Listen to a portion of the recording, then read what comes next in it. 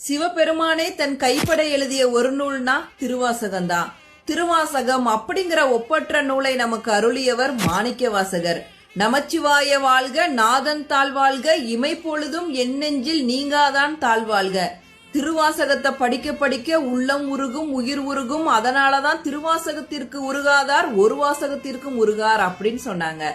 இறைவன் கேட்ட தமிழ் வாசகம் தான் மாணிக்க வாசகத்தின் திருவாசகம். திருவாசகத்தோட ஒவ்வொரு வரியையும் படிக்கிறப்ப சிவபெருமானே நம்ம பக்கத்துல இருக்கிற மாதிரி உணர்வோம்.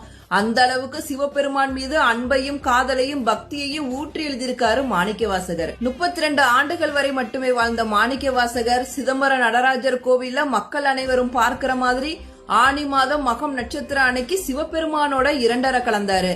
அந்த நாளதான் மாணிக்க வாசகர் குரு பூஜைன்னு ஒவ்வொரு வருஷமும் எல்லா சிவாலயங்களிலும் கொண்டாடுறோம். இந்த வருஷம் மாணிக்க வாசகர் குரு பூஜை வருகின்ற ஜூன் 29ஆம் தேதி கொண்டாடப்பட இருக்கு. தெய்வம் மனிதனுக்கு கூறியது கீதை, மனிதன் மனிதனுக்கு கூறியது திருக்குறள். ஆனால் மனிதன் தெய்வத்திடம் கூறியதுதான் திருவாசகம்.